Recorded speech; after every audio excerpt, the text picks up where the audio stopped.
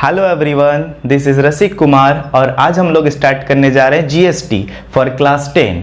GST means goods and service tax. तो goods क्या होता है और सर्विस क्या होता है? गुड्स मीन्स जब भी हम लोग कुछ पे करते हैं और वापस में कुछ मिलता है, जैसे कि वॉच, शर्ट, इसको बोला जाता है गुड्स।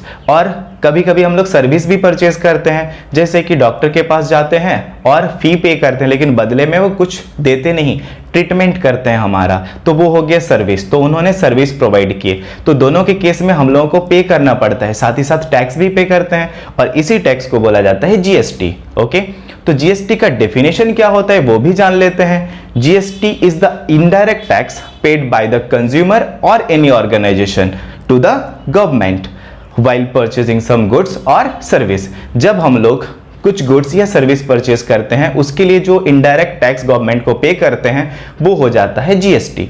तो जीएसटी जब भी हम लोग कुछ खरीदेंगे तो टैक्स पे करना पड़ेगा। तो अब खरीदारी के बारे में बात करते हैं। खरीदारी भी दो तरीके से होता है, जिस स्टेट में बन रहा है उसी स्टेट में बेच दिया गया हो तब एक टाइप का सेल्स हो जाएगा, तो इसको क्या बोला जाएगा? Intra state sales.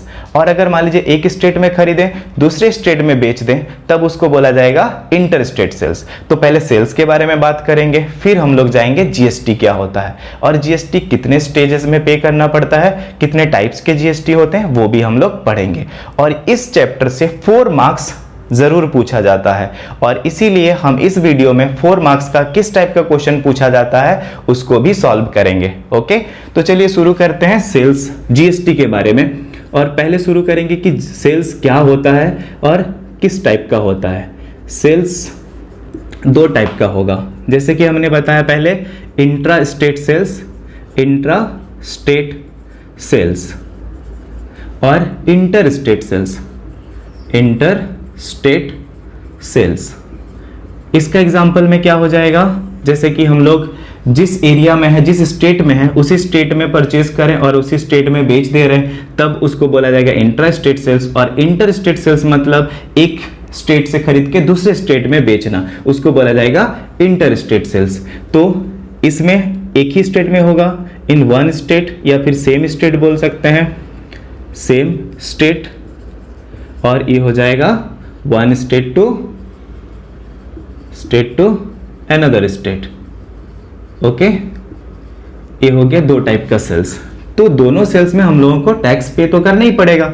तो टैक्स, इसमें जो हम लोग टैक्स पे करेंगे वो टैक्स सेंट्रल गवर्नमेंट को जाएगा और स्टेट गवर्नमेंट दोनों को जाएगा। ये टैक्स 2 पार्ट में बढ़ जाएगा, जिसका 50% सेंट्रल गवर्नमेंट को और 50% स्टेट गवर्नमेंट को। तो इसमें हम लोग टैक्स को 2 पार्ट में बांट देंगे जब हम लोग इंट्रा स्टेट सेल्स कर रहे हैं। तो ये सेल्स हो जाएगा सीजीएसटी और एसजीएसटी। क्या हो जाता है सीजीएसटी और SGST? C for central and S for state. Central and state मतलब 50% जो टैक्स होगा जो हम लोग पे कर रहे हैं उसका 50% सेंट्रल गवर्नमेंट को जाएगा और जितना पे करें उसका 50% वो स्टेट गवर्नमेंट को जाएगा। ओके, दोनों 50-50% में बढ़ जाते हैं।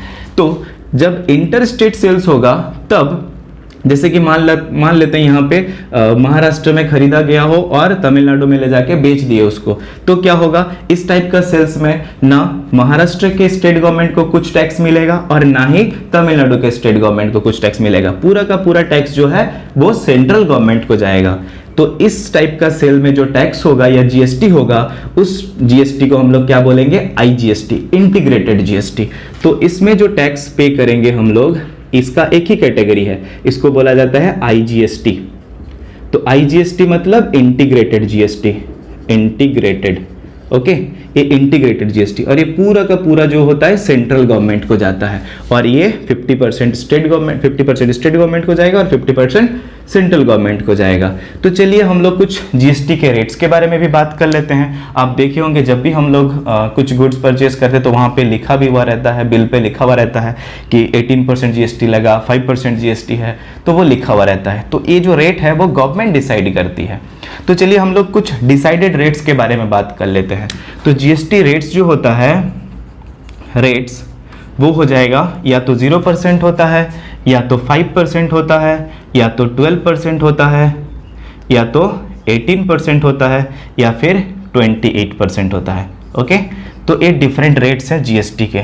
तो ज़रा देख लेते हैं कि कौन सा कितना स्टेट गवर्नमेंट को जाएगा और कितना सेंट्रल गवर्नमेंट को जाएगा। तो ये जो 0% है मतलब टैक्स तो लग ही नहीं रहा है, तो किसी भी गवर्नमेंट को टैक्स यहाँ पे नहीं जाएगा। लेकिन अगर किसी गुड्स पे 5% टैक्स लगा है तो इसका 2.5% जो है वो सेंट्रल गवर्नमेंट को जाएगा और 2.5% स्टेट गवर्नमेंट को जाएगा। और ये अगर इंटर स्टेट सेल्स हो, और अगर मान लेते हैं सेल्स एक स्टेट से दूसरे स्टेट में हुआ हो, मतलब इंटर स्टेट सेल्स हुआ है, तब ये पूरा का पूरा 5% जो है वो सेंट्रल गवर्नमेंट को चला जाएगा। ये टू द सेंट्रल हो जाता है, to central government, central government. Okay, और उसी तरीके से 12% अगर है और इंटर स्टेट सेल्स हुआ हो तो 6% जाएगा सेंट्रल गवर्नमेंट के पास और 6% टैक्स जो है वो स्टेट गवर्नमेंट को जाएगा। और अगर मान लीजिए वो इंटर स्टेट सेल्स हुआ हो, मतलब एक स्टेट से दूसरा स्टेट में, तो पूरा का पूरा 12% जो है वो सेंट्रल गवर्नमेंट को चला जाएगा।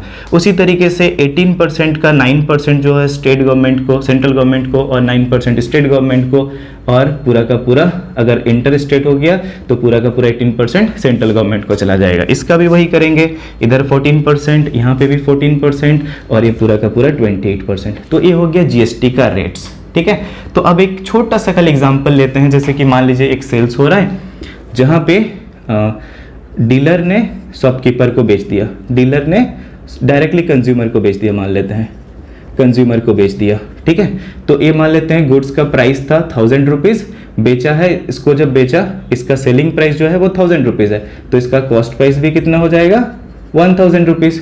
तो कंज्यूमर जब टैक्स पे करेगा, कितना टैक्स पे करेगा, टैक्स मतलब हम आईजीएसटी का बात कर लेते हैं, एक ही टाइप का टैक्स पे किया है मान लेते हैं, तो मान लेते हैं 5% टैक्स पे करना पड़ा, तो 5% टैक्स, तो टैक्स इज इक्वल टू कितना हो जाएगा 5/100 इंटू 1000, तो वो कॉस्ट प्राइस पे टैक्स पे करेगा, तो that is equal to 50 rupees.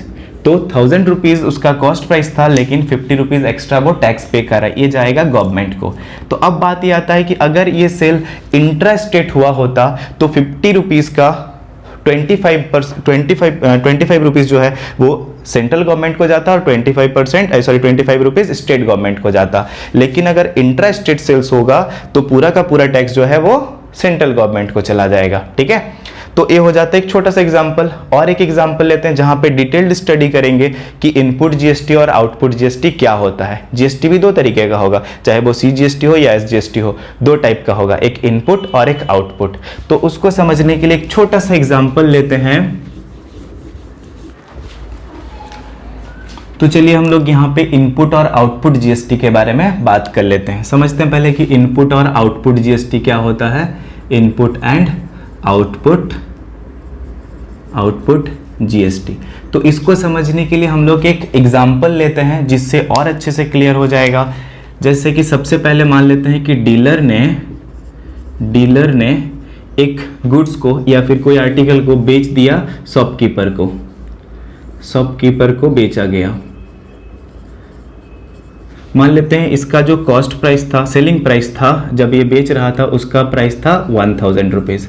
Okay, तो 1000 रुपीज़ माना जाए और यहाँ पे इसका कॉस्ट प्राइस कितना हो जाएगा, cost price that is equal to 1000 rupees. ये बेचा 1000 में तो ये खरीदेगा 1000 में, और ये कुछ प्रॉफिट रख के कंज्यूमर को बेच दे रहा है। कंज्यूमर को मान लेते हैं इसने 20% प्रॉफिट रखा, प्रॉफिट जो है 20% रख के कंज्यूमर को बेच दिया।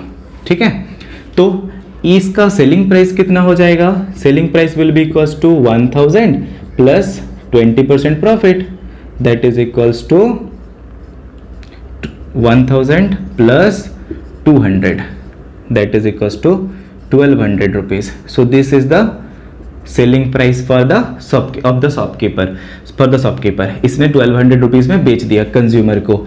अब कंज्यूमर जो है उसके लिए कॉस्ट प्राइस कितना हो जाएगा, दैट इज इक्वल टू जितना में ये बेचा है 1200 रुपीज, तो ये हो गया इसका कॉस्ट प्राइस।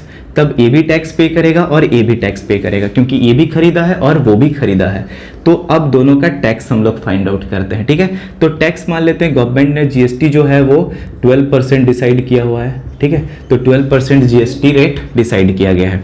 तो ये जो टैक्स पे करेगा, हम आईजीएसटी निकाल रहे हैं, तो जीएसटी जो पे करेगा जीएसटी कितना हो जाएगा, जीएसटी इज इक्वल्स टू 12%, 12% में पे करेगा, 12% ऑफ कितना, इसका कॉस्ट प्राइस, तो 1000 रुपीज़ का 12% कितना हो जाएगा, 120 रुपीज़। तो 120 रुपीज़ ये हो गया टैक्स, ठीक है। ये जो जीएसटी है, टैक्स है, इसको आईजीएसटी बोल सकते हैं। तो ये आईजीएसटी किसको पे कर रहा है, डीलर को, और ये डीलर डायरेक्टली गवर्नमेंट को पहुंचा देगा। तो ये इसने पे किया, ठीक है। और इसी टैक्स को हम लोग बोलेंगे, सॉरी इसी जीएसटी को बोलेंगे इनपुट जीएसटी। तो जो पे करता है उसको बोला जाता है इनपुट जीएसटी, ठीक है। तो जीएसटी हो गया 120 rupees, input GST.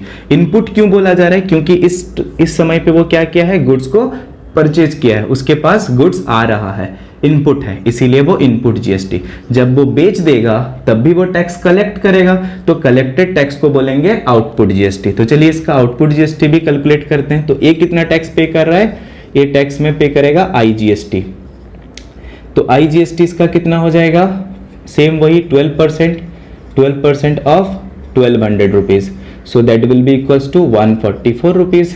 Clear? So 144 rupees tax paid by the consumer to the shopkeeper.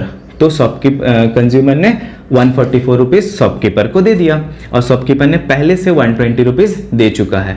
तो डीलर के जगह पे रह के, शॉपकीपर के जगह पे रह के देखिए, ये टैक्स कलेक्ट भी कर रहा है और टैक्स दे भी रहा है। तो टैक्स जो कलेक्ट कर रहा है उसको बोलेंगे हम लोग आउटपुट जीएसटी। तो इसके लिए ये वाला क्या हो जाएगा, आउटपुट जीएसटी, ठीक है, आउटपुट जीएसटी। जरा इस बात को समझे, इनपुट और आउटपुट में कंफ्यूज नहीं होना है। इनपुट मतलब शॉपकीपर के जगह पे अगर रह के देखा जाए तो जो गुड्स आया उस टाइम जो उसने टैक्स पे किया, जब ये खरीदा जितना टैक्स पे किया वो हो जाएगा इनपुट जीएसटी, और जब वो बेच रहा है, सामान चला जा रहा है, आउटपुट हो रहा है, तब जो जीएसटी वो कलेक्ट करेगा वो हो जाएगा आउटपुट जीएसटी। तो ये इनपुट जीएसटी और वो आउटपुट जीएसटी, ठीक है। तो अगर पूछा जाए कि शॉपकीपर के लिए नेट जीएसटी कितना हो जाएगा, net GST paid by shopkeeper, shopkeeper ने कितना जीएसटी पे किया, तो आउटपुट माइनस इनपुट कर देंगे, क्या करेंगे, आउटपुट माइनस इनपुट, ठीक है। तो कितना हो जाएगा, 144 minus 120 rupees, that is equal to 24 rupees. तो ये शॉपकीपर ने पे किया। तो ज़रा अब डायग्राम वाइज समझते हैं कि पूरा टैक्स तो गवर्नमेंट के पास जाना है। तो शॉपकीपर ने जब बेचा, जो टैक्स कलेक्ट किया वो गवर्नमेंट को दे दिया, ठीक है। तो कितना गवर्नमेंट को पे किया, इसने कितना कलेक्ट किया था, 120 रुपीज़। तो इसने 120 रुपीज़ जो है गवर्नमेंट को दे दिया, और एक वही 120 रुपीज़ किसको दिया था, 120 रुपीज़ डीलर को दिया था, डीलर ने गवर्नमेंट को दिया। डीलर ने यहाँ पे टैक्स पे नहीं कर रहे, जो कलेक्ट किया था वही दे दिया। और शॉपकीपर ने कितना पे करना है, शॉपकीपर ने 24 रुपीज गवर्नमेंट को देना है। क्यों बताओ, क्योंकि उसने 120 पे कर चुका था, लेकिन कंज्यूमर से कितना ले रहे, 144। ये गवर्नमेंट का पैसा है, उसने तो 120 पे किया था, तो बाकी जो बचा 24 रुपीज ये पहुंचा देगा गवर्नमेंट के पास। तो ये हो गया 24 रुपीज, इसने गवर्नमेंट को पहुंचाया।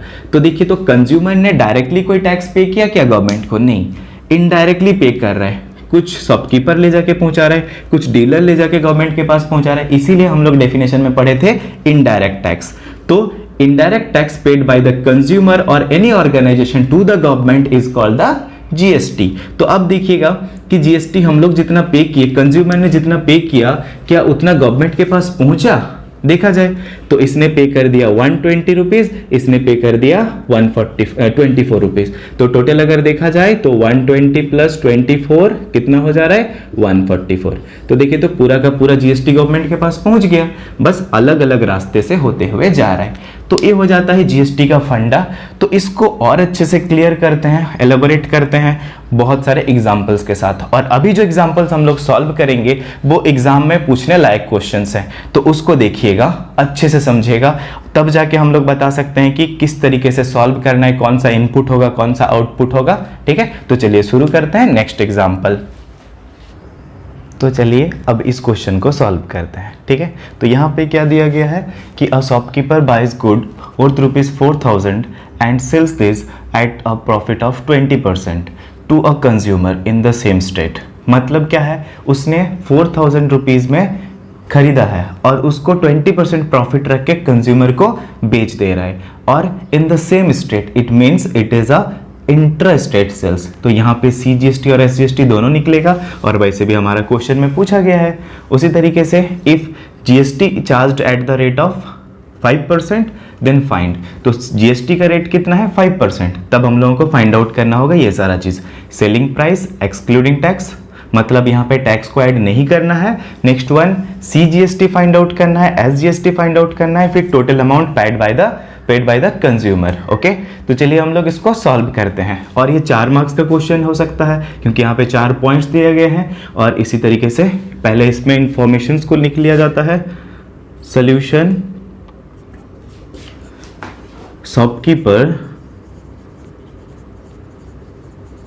शॉपकीपर ने खरीदा कितना में था, इसका कॉस्ट प्राइस जो है कोई भी गुड्स का that is equal to ₹4000। Okay, और उसने 20% प्रॉफिट रख के कंज्यूमर को बेच रहा है, तो इसका सेलिंग प्राइस कितना हो जाएगा, selling price will be equals to ₹4000 plus 20% profit means 20%, yes 20% profit, 20/100 into 4000 that will be equals to ₹4000 plus 800 that is equals to ₹4800 rupees. Okay, so this is the selling price for the shopkeeper and he sells this to the consumer. So for consumer cost price will be equals to 4800। Okay, तो cost price कितना हो जाएगा consumer के लिए 4800। अब ये खरीदा है तो इसको टैक्स भी पे करना पड़ेगा, तो एक टैक्स जो है इंट्रास्टेट सेल्स है, यहाँ पे सेम स्टेट में दिया गया इंट्रास्टेट सेल्स है, इट मीन्स यहाँ पे CGST और SGST दोनों निकालना होगा। तो पहले ही हम निकाल देते हैं, फिर क्वेश्चन पे लिख देंगे। तो यहाँ पे क्या हो जाएगा, टैक्स अगर हम लोग फाइंड आउट करना चाहेंगे तो यहाँ पे CGST निकलेगा, CGST that is equals to rate is 5% means we have to find CGST of 2.5%, तो 2.5% CGST हो जाएगा, तो 2.5% of 4800 that is equals to 2.5 into 48, it means 120 rupees। Clear, so ये कितना हो जाएगा 120 रुपीज़ हो जाएगा। तो 120 रुपीज़ जो है ये हो गया CGST। उसी तरीके से SGST भी अगर हम लोग निकालेंगे, स्टेट गवर्नमेंट का टैक्स जो है वो भी कितना हो जाएगा, सेम 2.5%, तो सेम आएगा 120 रुपीज़। ओके, तो टैक्स जो है 2 पार्ट में बंट गया, CGST और SGST। ये जाएगा सेंट्रल गवर्नमेंट के पास और 120 रुपीज़ जाएगा स्टेट गवर्नमेंट के पास। अब हमारा सारा कैलकुलेशन खत्म। अब हम लोग इस पे देख लेते हैं कि किसका क्या आंसर लिखना है। तो सबसे पहले फर्स्ट वन क्या दिया गया यहाँ पे, selling price excluding the tax, tax को इंक्लूड नहीं करना है, so that is equals to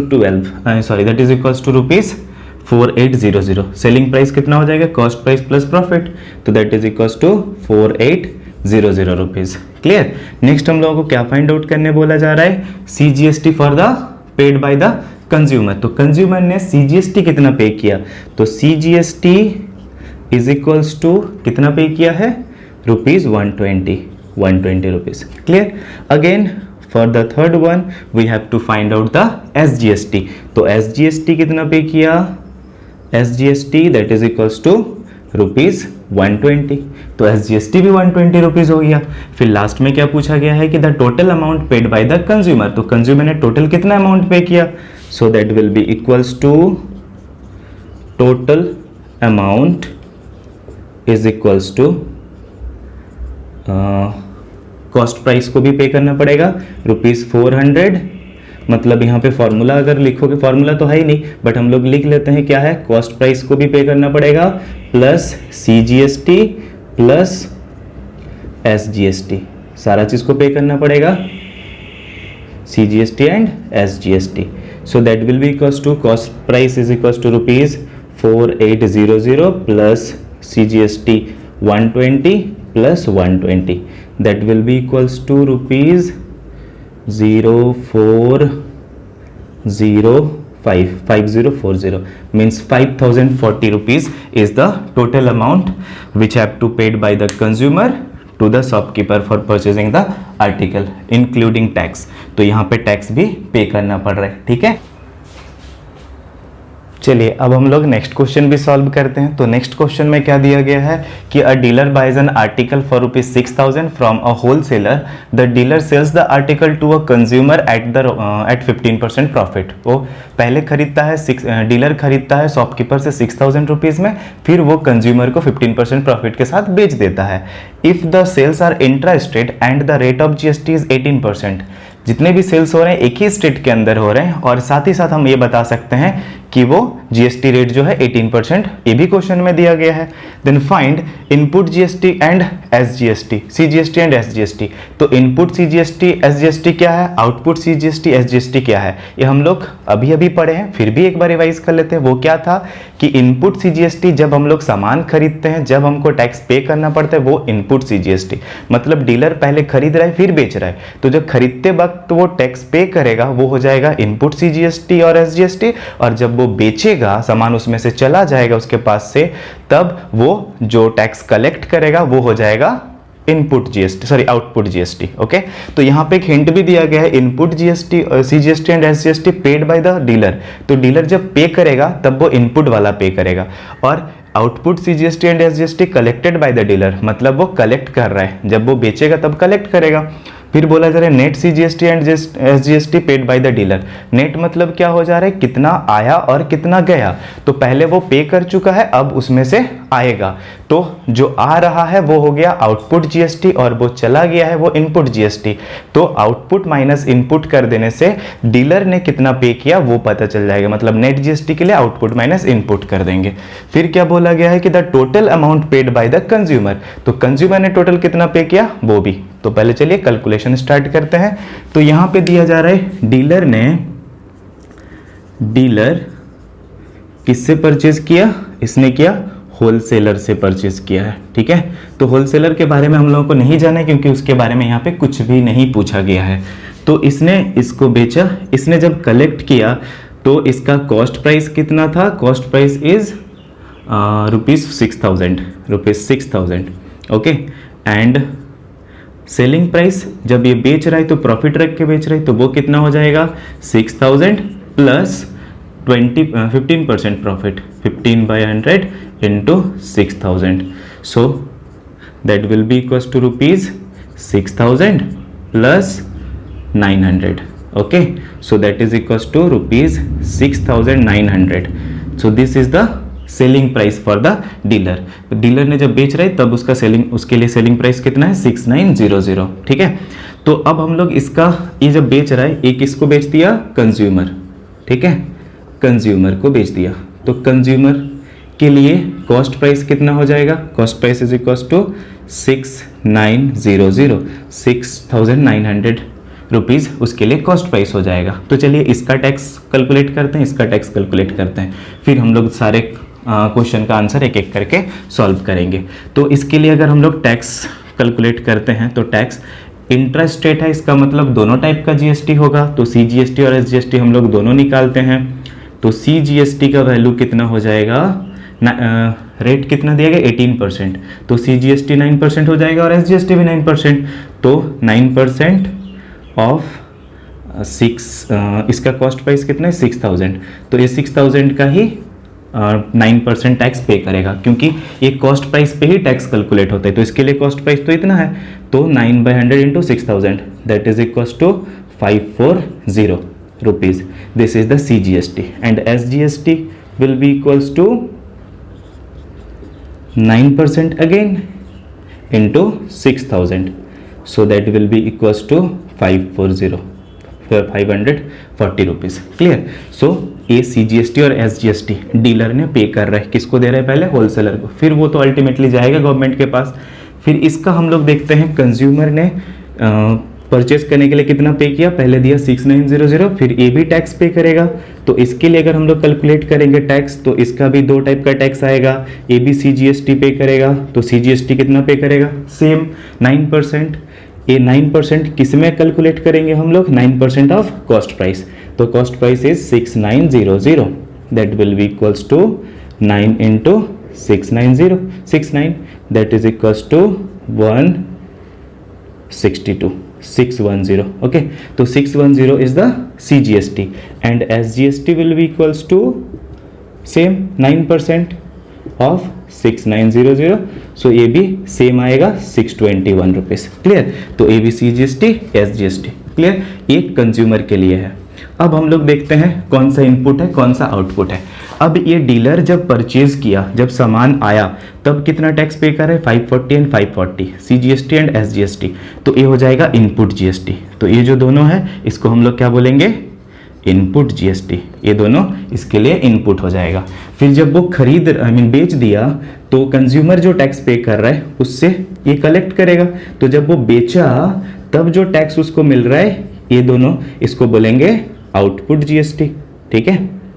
output, ये हो गया आउटपुट GST, ठीक है। मतलब समझिए कि जब डीलर कलेक्ट किया, डीलर ने जो पे किया वो हो जाएगा इनपुट GST, और जब वो कलेक्ट कर रहा है वो हो जा रहा है आउटपुट GST, ठीक है। इसमें सामान आ रहा है इसीलिए इनपुट, इसमें सामान जा रहा है इसीलिए वो आउटपुट। तो डीलर के लिए इनपुट है और ये आउटपुट है, ठीक है। तो अब हम लोग क्या करेंगे, एक एक करके क्वेश्चन का आंसर देने की कोशिश करते हैं, ठीक है। तो पहले इधर हम लोग लिख लेते हैं। फर्स्ट क्वेश्चन क्या दिया गया है, input CGST and SGST paid by the dealer. तो डीलर ने कितना पे किया तो सीधा यही आ जाएगा, और दूसरा इनपुट का भी नाम लिया है तो इनपुट भी यही है। तो input CGST is equals to rupees 540 rupees, and SGST input SGST, ये भी इनपुट है, तो input SGST is also equals to 540 rupees, clear. फिर उसी तरीके से सेकेंड पार्ट में हम लोगों को क्या पूछा गया है, output CGST and SGST collected by the dealer. Dealer ने कितना कलेक्ट करा है, ये और ये। तो output CGST is equals to rupees 621, and output SGST is equals to rupees 621, clear. तो ये हो गया इनपुट CGST SGST, और ये output CGST SGST by the dealer. ये भी डीलर का है, ये भी डीलर का है, ठीक है। तो अब देखा जाए नेट CGST कितना होगा और नेट SGST कितना होगा। नेट मतलब आउटपुट से इनपुट को माइनस कर देंगे। तो अगर देखा जाए तो नेट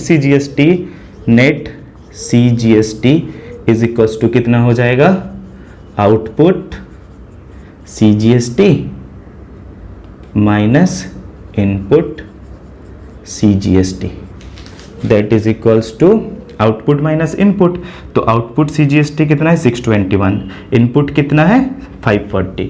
तो हम लोग क्या करेंगे, 621 minus 540, that will be equals to 181। So 81 is the net output, sorry net CGST। उसी तरीके से नेट SGST भी निकाल सकते हैं। तो net SGST is equals to कितना हो जाएगा, सेम आउटपुट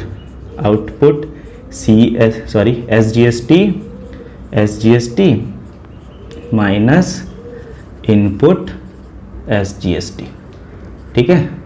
तो अब ये क्या करेंगे, output SGST minus input SGST, 620 minus 540 again, so that is equals to 621 minus 540 rupees, that is equals to rupees 81 again, clear। तो आउटपुट से इनपुट माइनस कर दिए तो हम लोगों को नेट GST मिल जा रहा है। CGST अलग से निकाले, SGST अलग से निकाले, सेम क्वेश्चन में पूछा गया था। फिर क्या बताया जा रहा है, 4 नंबर क्वेश्चन में ये पूछा जा रहा है the total amount paid by the consumer. तो कंज्यूमर ने टोटल अमाउंट कितना पे किया, तो net amount paid by the consumer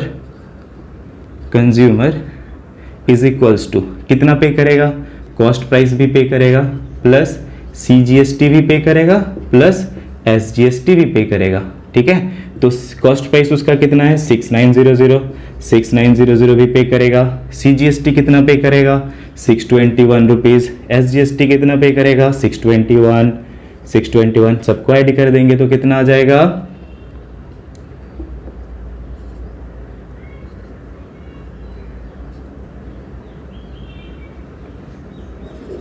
So it will be equals to 8142. Okay, 1122 and 6 6 12 9 21. Okay, 8142, 8142 rupees is the net amount paid by the consumer to the dealer for the article. Okay, तो इस तरीके से हम लोग calculate कर सकते हैं। तो इस तरीके से अगर डायग्राम बना के करेंगे तो इजीली हम लोग सॉल्व कर सकते हैं। So this one is the easiest method, और ये 4 मार्क्स का क्वेश्चन देख सकते हैं, एक एक करके 4 मार्क्स के लिए पूछा जाएगा। ठीक है, तो इसी तरीके से हम लोग जीएसटी को समझने की कोशिश कर लिए, और भी बहुत सारे क्वेश्चंस बनाएंगे हम लोग अगला वीडियो में, और होप्स हो कि आप सारे जीएसटी के प्रॉब्लम्स को बना पाएंगे अभी, लेकिन फिर भी हम हेल्प करेंगे बाकी क्वेश्चंस बनाने के लिए। उसके लिए एक और वीडियो बनाया जाएगा।